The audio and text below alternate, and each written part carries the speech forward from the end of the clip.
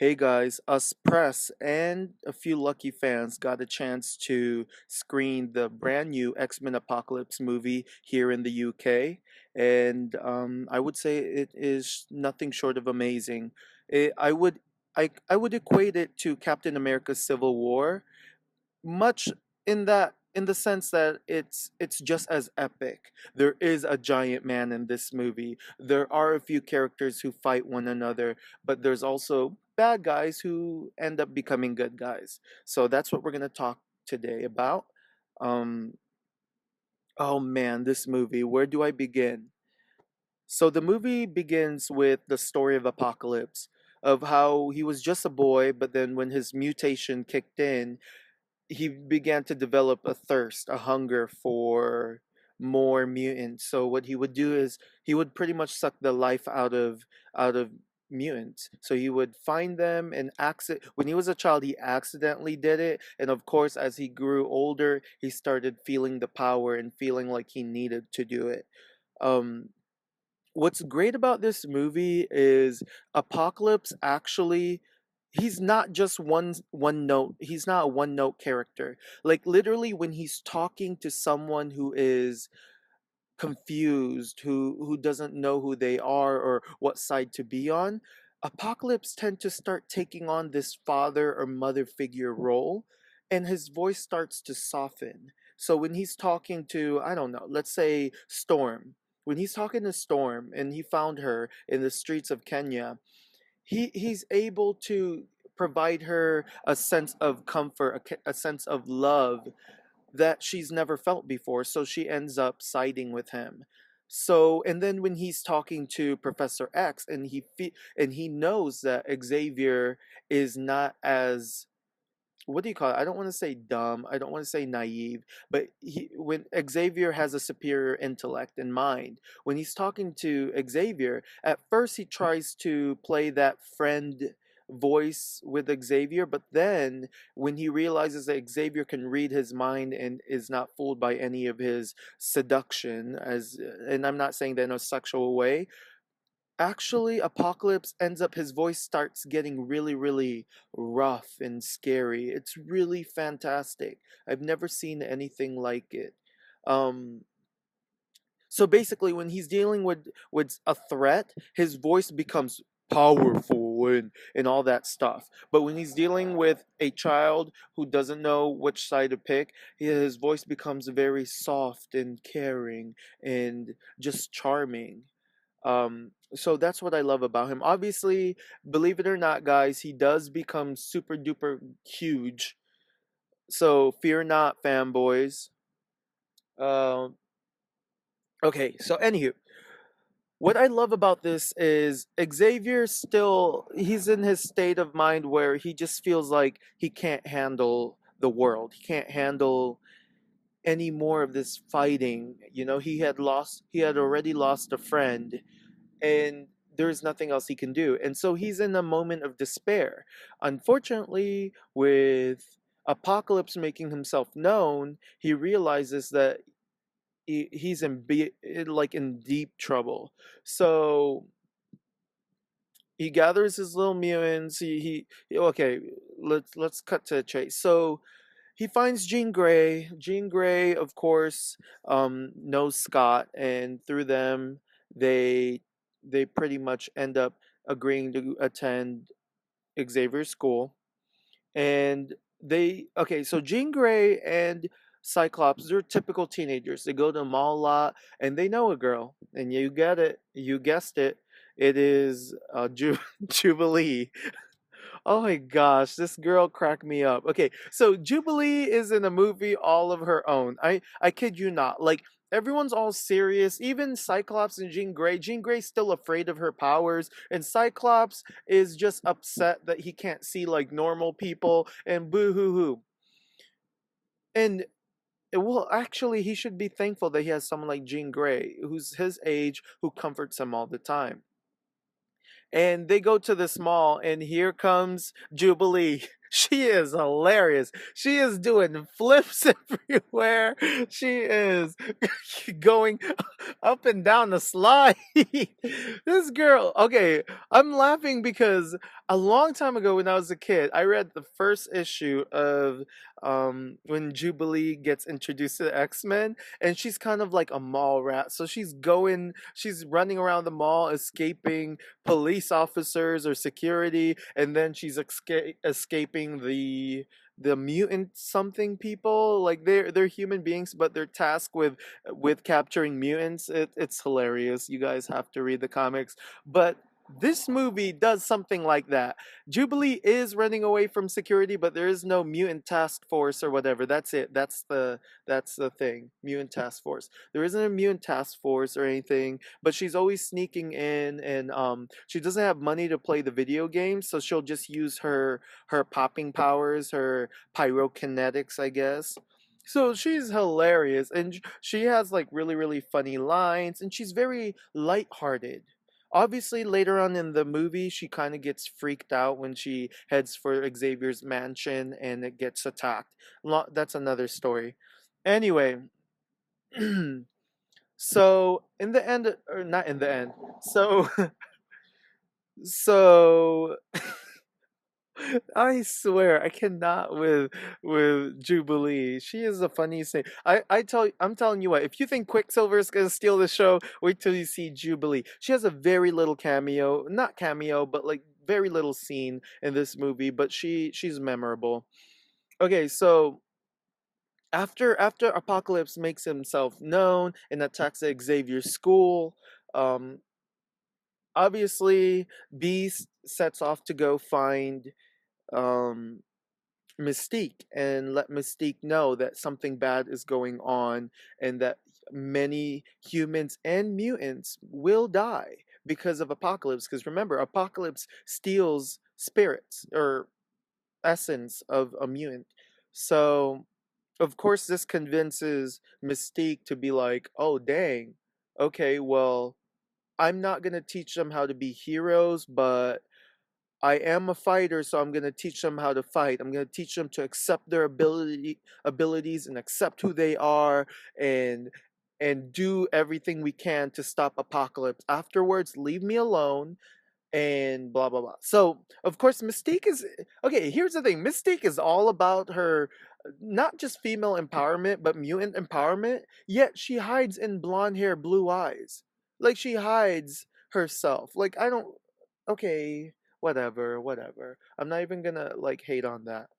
Even though you should, because that's just so dumb. If you're so proud, then just be who you are. Why do you have to blend in? Who cares?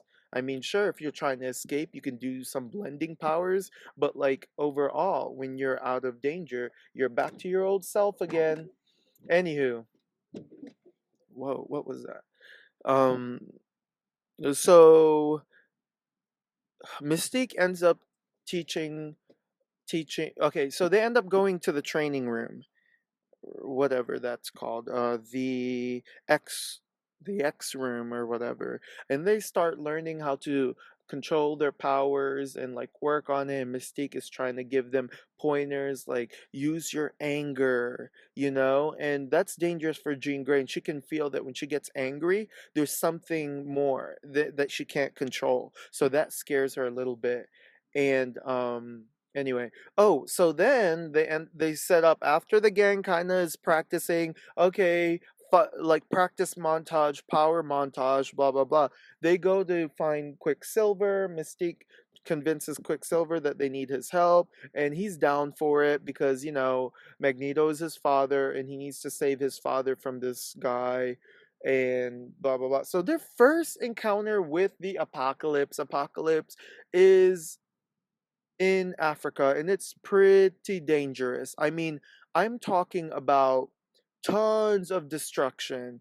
Psylocke is badass. Psylocke is badass, to be honest. The only thing I wish that they had done was like instead of using a samurai, I wish she had the samurai sword. I wish she can also do her thing, like the thing that she does in the comics. Anywho, So they end up fighting. This is the first encounter, and Storm is kicking ass. There is no, you cannot say no to that girl. She is powerful. But then she realizes, wait, hold up, wait a minute. We're fighting a bunch of kids who just wants peace. Like this is not right. So it caused like a little doubt in her mind. Nonetheless, she's still sticking, she's still loyal to Apocalypse because Apocalypse pretty much is her father figure. And so they're still fighting, and they end up like they end up the X-Men end up escaping. Why do I keep saying escaping, thanks to uh Nightcrawler. And oh man, I totally forgot that Nightcrawler scene. So Mystique heads for Germany. Okay, sorry guys. So Mystique heads for Germany and goes to this ring, this fight club, this mutant fight club, sees Angel fighting Nightcrawler, and pretty much helps Nightcrawler escape. Meanwhile, Angel is seduced by Apocalypse and taken by Apocalypse, and lucky for Mystique, Nightcrawler grabs her, disappears. There's a bad guy that clung on to them for some weird reason, and Mystique kicked him off. So that's good. So anywho, so fast forward again to this first fight scene. It was pretty epic, but at the same time, um, the X-Men had to escape. They were no match for Apocalypse and his four horsemen. Well, actually, yeah. Okay, so they recuperate again. Something is wrong. The mutants got their butt kicked. They don't know what to do. They're afraid. Um, Mystique doesn't know what else to do, and so back at Apocalypse Lair, Storm is really, really like doubtful now. Like she's showing a lot of hidden emotion that she never had before, and she's starting to believe that Apocalypse has been lying to her. Apocalypse doesn't want to save mutants. He wants to take mutants for their powers. He wants to eliminate them so he could be and only keep his four horsemen. And of course Storm was like, that doesn't make sense. I thought you wanted peace for all of us mutants, because much like Apocalypse, Storm has been not kicked out, but just treated badly by her own people, by her Kenyan people. Anyway, so Storm ends up secretly leaving the group. She decides that it is not the right place to be, and she finds her way towards the mansion, Xavier's mansion, which by the way is somewhat kind of in shambles at the moment after an attack from Apocalypse. And um so the X-Men are like, we're ready for a fight, blah blah blah. And it was just so disheartening, and it really made me scared because I'm like, what? I just couldn't understand why would Storm go over there just because of a feeling. It just made no sense. I could understand like if she had harmed an innocent person, she was like, whoa, what we're doing is definitely wrong. Anyway, so the X-Men are scared of Storm, thinking that she's just there to cause more trouble. Mystique is like, you better not. And Storm's like, I promise you, but whatever. Anywho, so Storm goes away and goes back to the lair because she's torn. She doesn't want to leave her father figure, but at the same time, she's like, maybe I belong to the good side. So Havoc and Xavier and Professor Mara McTaggart, they all come together, and they all use not all of them, but Xavier uses a cerebro, and Xavier realizes, wow, there is so much power that Apocalypse has, and there is no way that they can defeat them at all. And of course, that's when Apocalypse comes back with Storm, and Storm already knows. Storm and Magneto, and Storm already knows that these people are good people, but they go and try to steal Xavier. Xavier, but okay, but Nightcrawler does this thing and takes Xavier. Like, this movie is so funny. I wish I had seen this movie a second time because it's fun. It's fun to watch, but I'm so confused. I'm like, which okay, there's so many cutscenes and so many scenes of like going back to the Xavier place, not Xavier place, back to Xavier place. I'm confused at what order it was supposed to be. So funny. Anyway, so the X-Men end up fighting each other, end up like okay, so the coolest scene, okay, the coolest scene is, you know what? Storm finally breaks free from her hold, comes back to the mansion, and and basically was like, "Hey, we need to stop Apocalypse. He's fixing to pretty much kill every mutant and human being on this earth." So they end up teaming up together, and guess what? They end up donning the X-Men uniform. What? Cool. Okay, it is cool actually, to be honest, because it's kind of reminiscent of the comics and also X-Men Evolution, believe it or not. So that was cool. First of all, who is their seamstress? Who designed all these costumes? Like, I want to know. Like, do they have a mutant designer who can design things with like with a snap of a finger? Like, I don't understand. But anywho, this movie was epic. I mean, let me tell you about Apocalypse. The only way he got defeated, okay? Well, it's not the only way. So basically, Storm is one of the most powerful, and Storm does her thing and creates this huge, huge tornado. And as Apocalypse is trying to suck the life out of Xavier, Jean Grey does the Phoenix power. Now, I'm not saying she becomes a Phoenix because she doesn't, but she uses power that she has no clue where it came from, and she just contains all of the three horsemen actually, and she ends up taking Apocalypse and shooting him straight towards space. And that is how they defeat Apocalypse.